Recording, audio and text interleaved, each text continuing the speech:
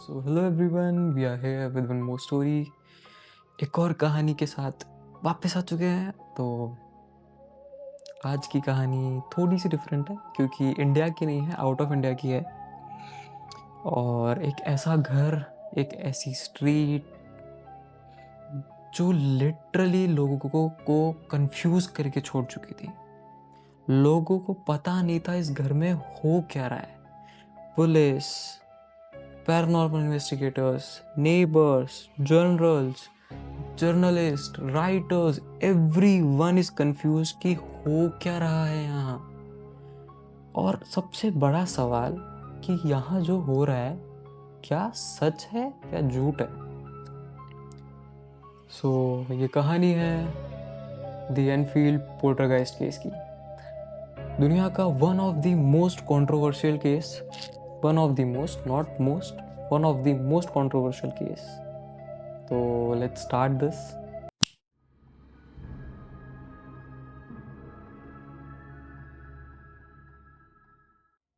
कहानी शुरू होती है अगस्त 1977 से। London, green street. तो कहानी काफ़ी इंटरेस्टिंग है। मैंने जब इसको पढ़ा, एक्चुअली पढ़ा नहीं, बेसिकली मैंने इस कहानी को विकिपीडिया पे सर्च किया, फिर इसके लिए नॉलेज ली, थोड़ा सा जाना कि एक्चुअली हुआ क्या था इस केस में। तो मेरे लिए भी काफ़ी इंटरेस्टिंग था और थोड़ा सस्पिशियस भी था मेरे लिए कि ये सच है झूठ है। बट एंड आते आते आई वाज लाइक कि यार कुछ तो अजीब है इस केस के बारे में। शुरू करते हैं वहाँ से। अगस्त 1977, green street, Enfield, north London में एक लाइन से ड्राइव हाउसेस, प्लीजेंट इवनिंग। एक ड्रग हाउस में थी एक फैमिली, एक बहुत हंसती खेलती खुशहाल फैमिली, इंक्लूडिंग एक सिंगल मदर और उनके 4 बच्चे। तो ये कहानी उनकी है। तो एक दिन रात में जो मदर है उनका नाम था पैगी हॉक्सन। वो जस्ट जैसे ही अपना डेली रूटीन के काम कर रही थी, डिश वॉश कर रही थी नीचे किचन में, तो वो एक सडन सी लाउड नॉइस सुनती है ऊपर वाले फ्लोर से एंड सोचती है कि शायद बच्चे कुछ मस्ती कर रहे होंगे या कुछ कर रहे होंगे। तो इग्नोर करते हैं शुरुआत में तो, बट जब नॉइस बहुत बढ़ गई थी तो ये बच्चों को डांटती है चिल्ला के कि क्या कर रहे हो या व्हाट यू आर डूइंग। अब फिर भी नॉइसेस बढ़ कम नहीं होती, बढ़ती जाती है। तो उनको लगता है कि मैं ऊपर जाके एक बार देख के आती हूँ। वो ऊपर जाती हैं, गेट खोलती। जैसे ही वो गेट खोलती हैं वो देख के शॉक हो जाती हैं कि ड्रॉर, वार्डरोब अपने आप खुल रही है, बंद हो रही है, खुल रही है, बंद हो रही है, खुल रही है, बंद हो रही है, बिना किसी फोर्स के, बिना किसी के टच किए। वो शॉक हो जाती है, ये बहुत स्ट्रेंज था। वो वहाँ जाती है और वार्डरोब को जैसे ही होल्ड करती है, वार्डरोब अचानक से पुल करता है, जैसे कि किसी स्ट्रॉन्ग फोर्स ने पुल किया हो, जबकि वहाँ कोई नहीं था। अब जब भी वो ये करने का ट्राई कर रही थी, शी वॉज ऑब्जर्विंग कि एक बहुत ही सुपर नेचुरल सा फोर्स है जो उनको पुल आउट कर रहा है और उनके अगेंस्ट फोर्स लगा रहा है। अब ये सब देख के वो इतनी ज़्यादा शॉक थी कि उनको समझ नहीं आ रहा था कि ये हो क्या रहा है।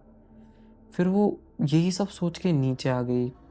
उनके घर पर फाइनेंशियल प्रॉब्लम ज़रूर थी, बट जब ये सब चीज़ें शुरू हुई तो उनके और उनके बच्चों के लिए उनकी जो टेंशन थी वो और भी ज़्यादा बढ़ने लग गई। लाइक अगस्त में 1997 जब जिस रात ये इंसिडेंट हुआ, उस वक्त बच्चे तो सो गए थे, लेकिन वो सो भी नहीं पाई थी इस इंसिडेंट के बाद। अब धीरे धीरे धीरे धीरे ये इंसिडेंट बढ़ने लग गए थे। मतलब ऐसा नहीं था ये इंसिडेंट शुरुआत में नहीं हो रहे थे, पर शुरुआत में लोगों ने ऑब्जर्व नहीं किया था इन लोगों ने, और ये शुरुआत में इंसिडेंट इतने बड़े भी नहीं थे। तो अब जब ये सब चल ही रहा था तो कुछ एरियाज़ में ये भी हो रहा था, उनको ये सुनने आ रही थी रूम के एरियाज़ में कि उनको एक अजीब सी नॉक सुनाई करती थी, जैसे कोई आया वॉल पे नॉक करके चला गया या फिर डोर पे नॉक करके चला गया, जबकि वहाँ कोई नहीं होता था। उन्होंने बहुत बार रिएक्ट करने की भी कोशिश करी, उन्होंने बहुत बार आवाज़ लगाने की भी कोशिश करी, बट अनफॉर्चुनेटली उनको कोई रिस्पॉन्स नहीं मिलता था। अनफॉर्चुनेटली तो क्या, मिस्टीरियसली उनको या तो कोई रिस्पॉन्स नहीं मिलता था, या फिर वापस किसी ना किसी के नॉक की या फिर किसी चीज़ को फेंकने की आवाज़ आने लगी। अब ये चीज़ें इतनी बढ़ गई थी, इतनी ज़्यादा सीरियस हो गई थी कि एक दिन उन्हें पुलिस को कॉल करके घर पे बुलाना पड़ा। अब सोचो आप सिचुएशन कितनी बढ़ गई होगी कि आपको पुलिस को कॉल करना पड़ रहा है। ये चीज़ें इतनी ज़्यादा बढ़ गई थी। ख़ैर मेरे जैसे इंसान तो पहले ही देर की बैग पैक निकलो भाई। क्यों रुकना क्यों है? जान प्यारी है ना भाई। तो बस उन्होंने पुलिस को कॉल किया और उन्होंने जो पुलिस को बोला, वो सुनने के बाद पुलिस के जो खुद जिन्होंने कॉल रिसीव किया था ऑफ़िसर के होश उड़ चुके थे। क्योंकि यूजुअली दिल्ली में वो लोग ये सब चीज़ें सुनते नहीं है ना। तो उनके लिए भी बात का भरोसा करना बहुत ही मुश्किल था। बट कॉल किया है किसी ने इमरजेंसी में 911 या जो भी नंबर होता है बस सॉरी, तो जाना तो था ही, रिस्पॉन्स तो करना था ही। अब टीम उनके घर पे पहुंची तो डायरेक्ट उन्होंने क्या किया, जो पैगी थी जो बच्चों की माँ थी वो उन्हें लेके ऊपर वाले रूम में चली गई, लिविंग रूम में उन्हें लेके गई।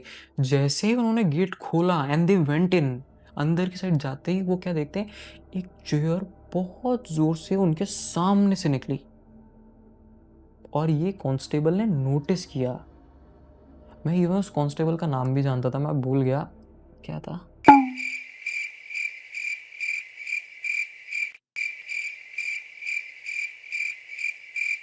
हाँ, कांस्टेबल कैरोलाइन हिप्स उनका नाम था। उन्होंने एक ऑफिशियल स्टेटमेंट भी दिया है इसके रिगार्डिंग।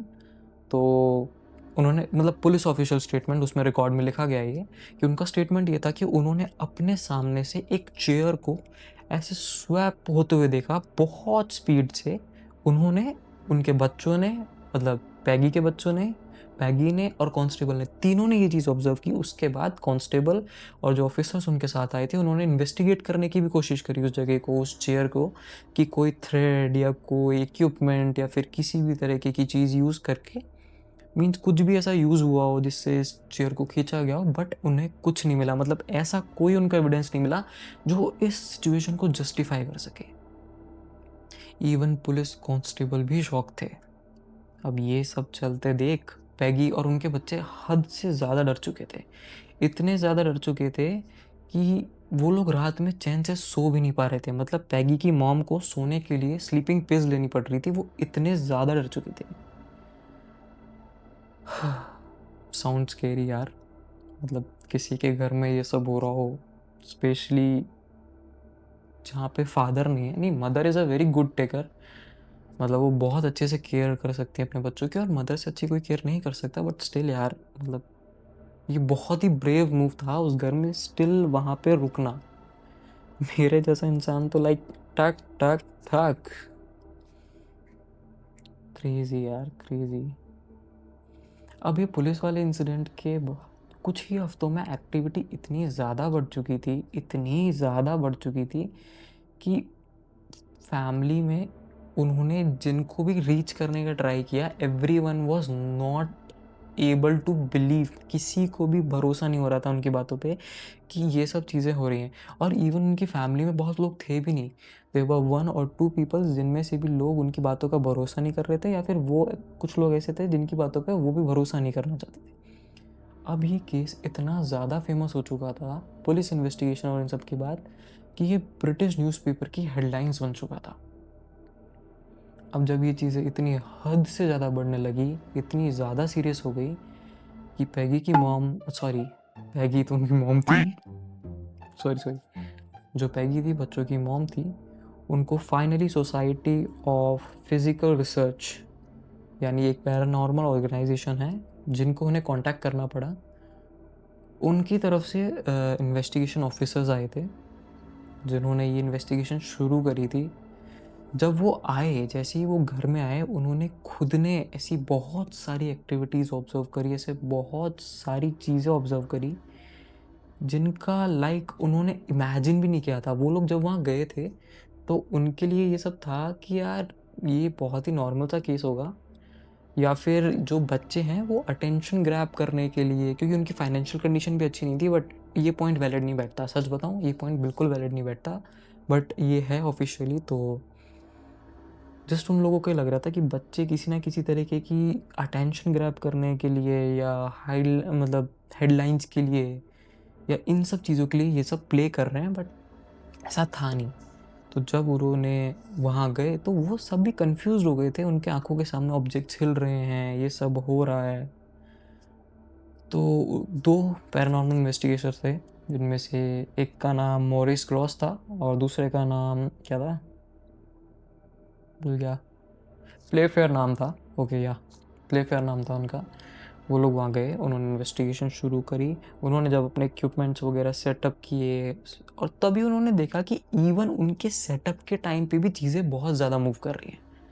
तो उन्होंने इस केस को नाम दिया द इनफील्ड पोल्टरगीस्ट केस। पोल्टरगीस्ट एक टाइप के घोस्ट होते हैं। इफ़ किसी ने मेरी फाज़मोफोबिया फोबिया वाली वीडियो देखी है तो प्लीज़ जाके देखो, गेम की वीडियो है, बट उसमें भी पोल्टरगाइस्ट वाले घोस्ट का टाइप मेंशन्ड है।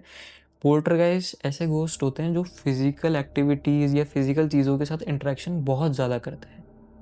ऐसा कहा जाता है कि पोल्टरगीस्ट अपनी प्रेजेंस फील कराने के लिए, खुद को फील कराने के लिए बहुत ज़्यादा फिज़िकल चीज़ों को टच करना, गिराना, मूवमेंट करना, नॉक करना, ऐसी सारी चीज़ें करते हैं जस्ट टू फील कि वो प्रेजेंट हैं उधर।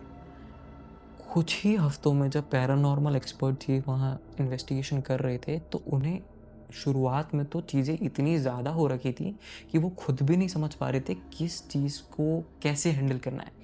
मीन्स सडनली कोई फर्नीचर खुल गया, सडनली एक नॉक की आवाज़ आ गई, सडनली कोई पीछे से किसी के हंसने की आवाज़ आ गई, चेयर हिल गई। सो ये इतना सडन होता था कि वो लोग भी इस चीज़ से यूज टू होते होते भी शॉक हो रहे थे। अब कुछ ही हफ्तों में उन्होंने 2000 से ज़्यादा एक्टिविटी डॉक्यूमेंट कर ली थी। सोच रहे हो, कुछ ही हफ्ते और 2000 से ज़्यादा डॉक्यूमेंट्री। स्ट्रेंज, इतनी एक्टिविटीज़ उस घर में होने लगी। हालांकि कुछ इन्वेस्टिगेशन ऐसे भी थे, मतलब कुछ थे जो बहुत ज़्यादा कंफ्यूज थे अभी भी। उनको बिलीव नहीं हो रहा था कि ये जो हो रहा है यहाँ पे ये सब सच है। कोई बिलीव करने को तैयार ही नहीं था।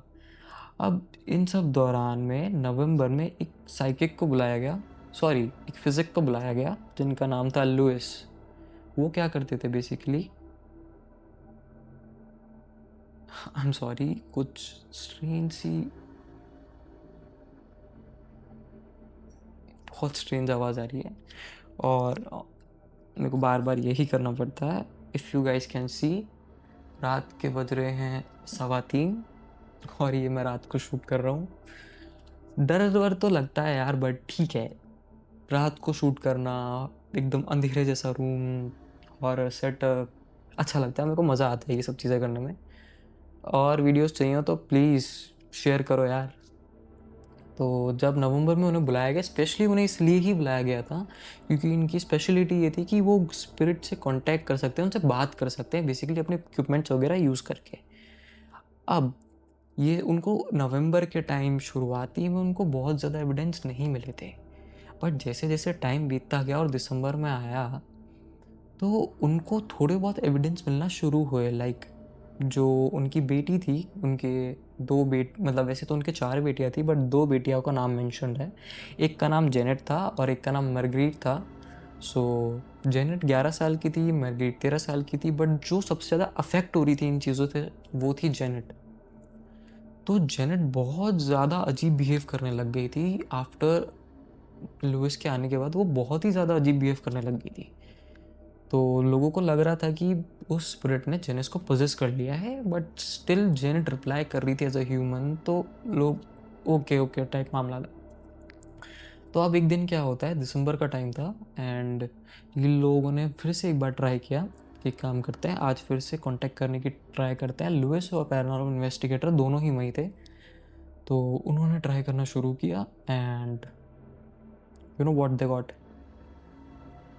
जो उनकी बेटी थी छोटी वाली, लाइक जो 11 साल की थी जेनेट, वो आवाज़ें चेंज करके बात कर रही थी। मतलब इंटेंशनली नहीं, बट उसके अंदर से लाइक विसल की आवाज़, डॉग्स की आवाज़, बहुत स्ट्रेंज। और ऐसा भी नहीं कि वो ह्यूमनली लग रही हो, वो एक्चुअली लग रहा था किसी डॉग की आवाज़ है, बार्क की आवाज़। तो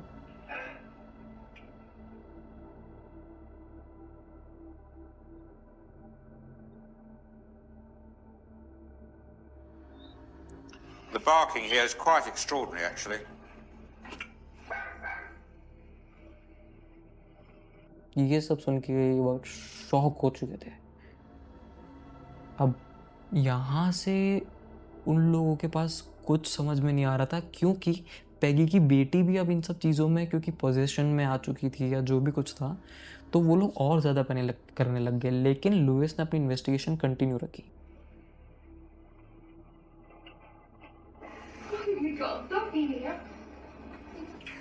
I then said to it, as I said on the tape here, I then said to it, if you can whistle and bark and groan, then you can talk. And I asked it to actually say my name. Well, just a minute. But try again. I want you to call out my name. My complete name. Morris Gross. See if you can do that.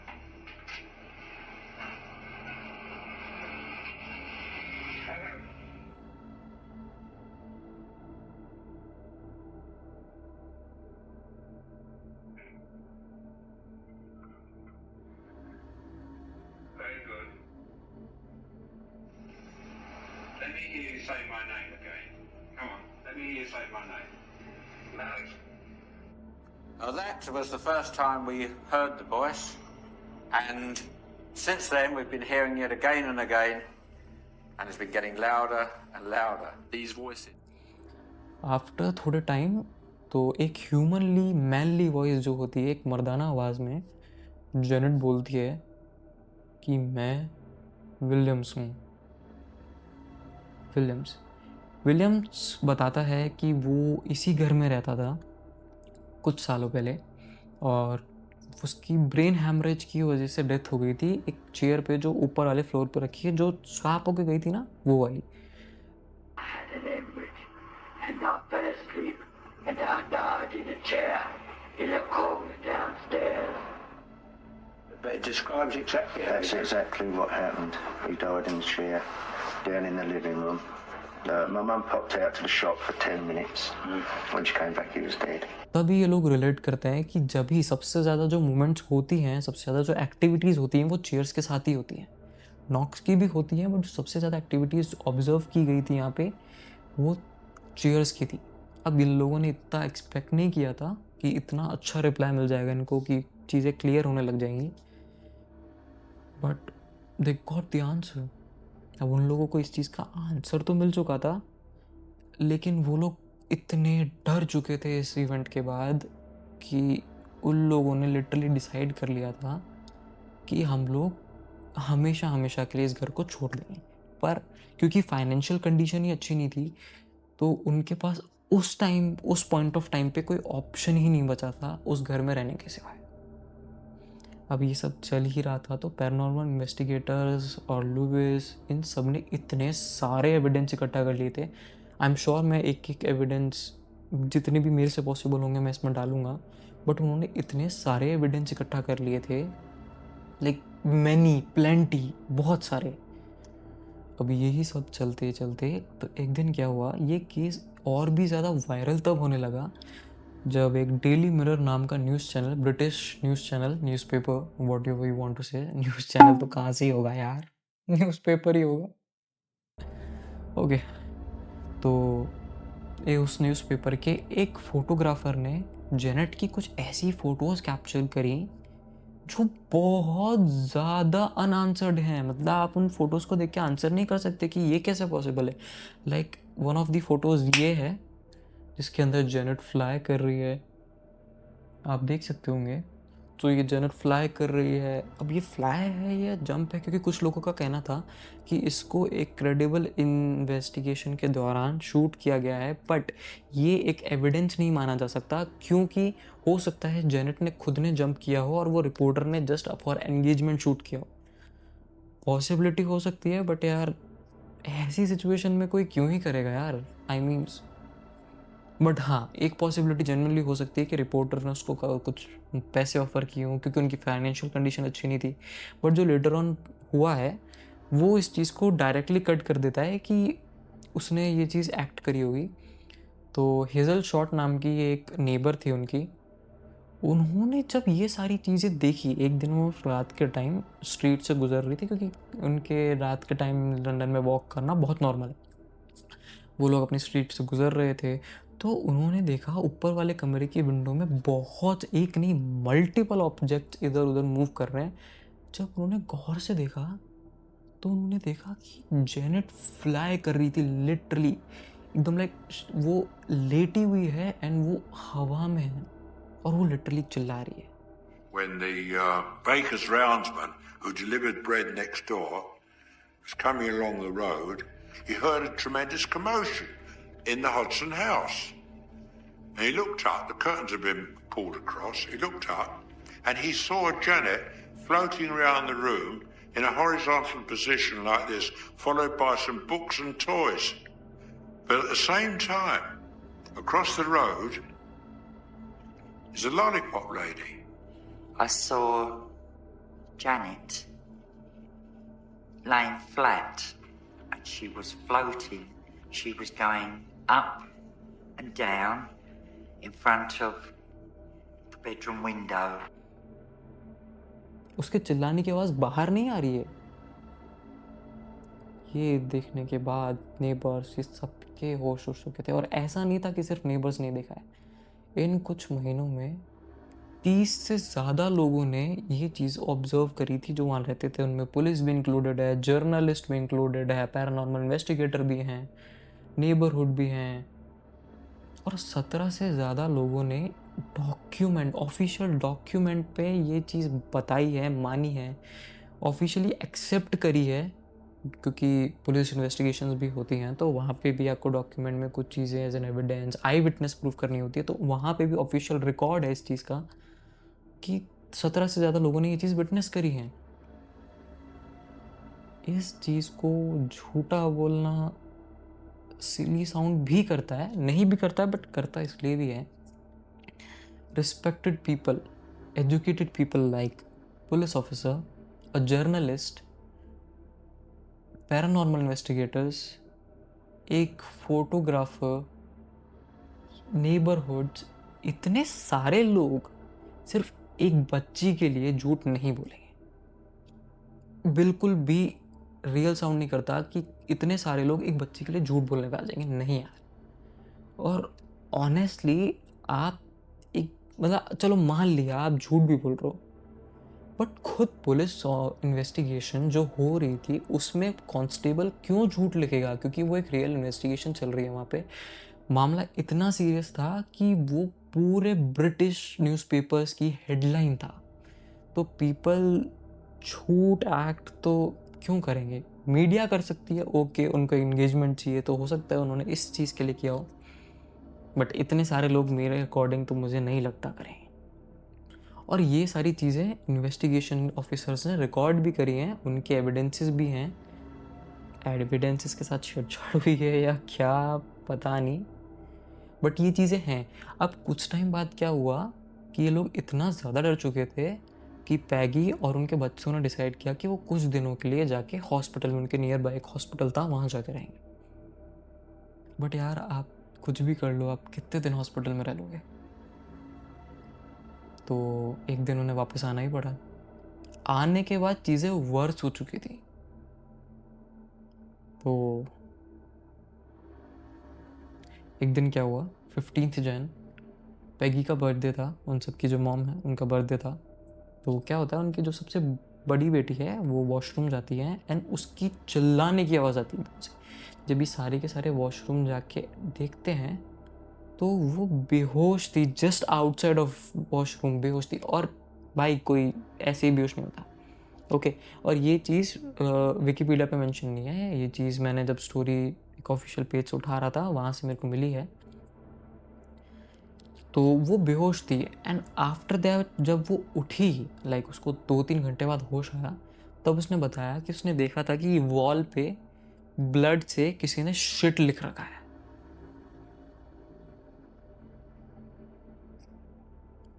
अब जब इन लोगों ने अंदर washroom में जाके देखा तो कुछ था नहीं वहाँ पे, एकदम नीट एंड क्लीन। बट क्योंकि उनकी बच्ची बेहोश हो गई और वो झूठ नहीं बोलेगी, क्योंकि उसके साथ अभी तक ऐसा कोई इंसिडेंट नहीं हुआ था, मोस्टली इंसिडेंट जेनेट के साथ हो रहे थे, बट जब उसने भी ये चीज़ बोली तो दे ऑल वर लाइक इस घर को छोड़ना पड़े। कुछ साल बाद उन्होंने वो घर छोड़ दिया, फिर इंसिडेंट्स भी कम हो गए, मीडिया से भी ये बात चली गई, हाइलाइट्स चले गए। तो ये स्टोरी थी, कितनी सच्ची थी कितनी झूठी थी ये तो पता नहीं, बट इंटरेस्टिंग भी थी और कंफ्यूजिंग भी थी। यार एक चीज़ तो है, ये स्टोरी रियल हो या ना हो, बट इस स्टोरी ने आप सभी को क्यूरोसिटी तो दी होगी यार, आखिर हुआ क्या था। मुझे भी क्यूरोसिटी है। तो जब जेनेट और उसकी जो सिस्टर है मार्गरेट, जब वो बड़े हुए तो उन्होंने एक इंटरव्यू दिया था, वो मैं लगा दूंगा। तो इस इंटरव्यू में भी उन्होंने यही कहा कि उनको कोई फ़र्क नहीं पड़ता लोग क्या सोचे या कुछ भी सोचे उनकी तरफ से, बट उनके लिए वो इंसिडेंट्स हुआ था और आज भी वो उस बात पे एकदम अड़े हुए हैं कि उनके साथ इंसिडेंट हुआ था और उनको पता है उससे ज़्यादा उनके लिए इम्पोर्टेंट कुछ नहीं है। उनकी सिस्टर ने भी क्लैरिफाई किया कि उनकी बहन और हम लोग झूठ क्यों बोलेंगे, आज भी इस स्टेज पे आके इतने बड़े होने के बाद भी हम लोग इस चीज़ को झूठ क्यों बोलेंगे। सच्चाई क्या है ये तो उन लोगों को ही पता है जिन्होंने ऑफिशियल डॉक्यूमेंट्स में आई विटनेस की हैं चीज़ें, या फिर जेनेट और उसकी फैमिली को ही पता है। तो दैट्स इट, ये थी आज की स्टोरी। आप लोगों को कैसी लगी प्लीज़ बताना, और प्लीज़ ये तो कमेंट करके ही जाना कि क्या लगता है ये स्टोरी सच थी या झूठ थी। मैं मेरा ओपिनियन दूँ, वैसे घंटा ही फ़र्क पड़ता है किसी को, तो मेरा ओपिनियन तो ये है कि ये स्टोरी मेरे लिए लाइक 70% मेरे को लग रहा है कि यार इस स्टोरी में कुछ तो सच्चाई है और कुछ चीज़ें इसमें बनाई गई हैं। लाइक हाँ, एक टाइम पे जेनेट ने भी एक्सेप्ट किया है, जब वो उन्होंने इंटरव्यू दिया था तो उन्होंने भी एक्सेप्ट किया है कि उन्होंने मीडिया के लिए कुछ चीज़ें बढ़ा चढ़ा के बताई थी, बट सारी नहीं। अब इस बात में कितनी सच्चाई है कितनी नहीं है ये तो या तो भगवान जानते हैं तो वो लोग जानते हैं। सो ये थी आज की कहानी। आई होप आप सबको पसंद आई हो। प्लीज़ लाइक शेयर सब्सक्राइब और मिलते हैं नेक्स्ट वीडियो के लिए, तब तक के लिए साइनिंग ऑफ। एक चीज़ जो बतानी रह गई थी वो ये थी कि इसके eyewitness Ed and Lauren Warren भी हैं। इफ़ आप लोग कॉन्जरिंग के फ़ैन हैं तो आप लोगों को पता होगा कि Ed and Lauren Warren one of the most famous and one of the greatest paranormal experts बताए जाते हैं, जिन पे बेस्ड है कॉन्जरिंग के ऑल द पार्ट्स। आप लोगों ने देखा हुआ Annabelle, Conjuring 1, 2, 3, 4, the last rites. तो अब जो उसके फ़ैन हैं उन लोगों को समझ भी आया होगा कि कॉन्जरिंग के जो प्लॉट्स हैं वो इसमें से भी लिए गए हैं। तो they were the biggest eyewitness, उन्होंने भी सब चीज़ें विटनेस करी थी कि ये सारी चीज़ें हो रही हैं, ऑब्जेक्ट्स मूव कर रहे हैं। सो ये था। सो आई होप आप सबको पसंद आई हो। कैसी लगी, जो भी चेंजेस मेरे को करने चाहिए, जो भी इम्प्रूवमेंट्स मेरे को करने चाहिए, please do tell in comments. Thanks for watching. To the action. The next door neighbours, Peggy and Vic Nottingham. We'd been sitting listening to the knocking, and the woman next door, she called me in. We couldn't make out what it was. I heard the knocking as I walked in the front door, but I went all over the house, checked it, checked the walls, checked everything. Just couldn't make out what it was. So in the end, I thought to myself, well, there's only one thing. I'll call the police. One of the two police officers sent to investigate made the following remarkable statement about what they heard and saw in this living room. There were 4 distinct taps on the wall, and then silence. About 2 minutes later, I heard more tapping from a different wall. The other police constable checked the walls, attic, and pipes, but could find nothing to explain the knocking. The eldest son of the family pointed to a chair next to the sofa. I then saw the chair slide across the floor. It moved approximately 3 to 4 feet and then came to rest. I checked the chair, but could find nothing to explain how it had moved. The police definitely wanted to get out of the house. How could you tell? They was as frightened as I was. And then the second night we went back in there again, and we got the same reaction again. We got this knocking, and then this here Lego. I witnessed a box of Lego underneath a chair, but I walked into the room. As I walked into the room, the Lego began to fly. But where it was coming from, I don't know. One piece hit me on the arm, and Did it hurt? oh, it brought a lump up. It caught me on the elbow, and it brought a lump up. And as What, I one say, tiny little piece? one tiny little piece of Lego. Now it's not much bigger than a 3/4 inch, but it caught me on the elbow, and as I say, it brought a lump up. He says, are unique examples of a poltergeist in action. Tapes can, of course, be faked, but in this one, recorded in a bedroom after the family had gone to bed, the reactions of the Hodgson children to some very strange occurrences seem totally genuine.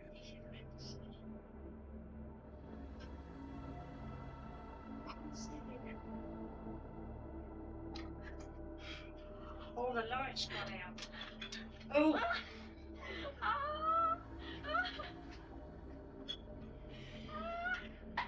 Wait! Throw the lamp right square across the room and pull it out of the socket. The light plug was pulled from the socket 3 times after that. Then, after a period of watching and waiting, something even stranger happened. Who's that shaking the door?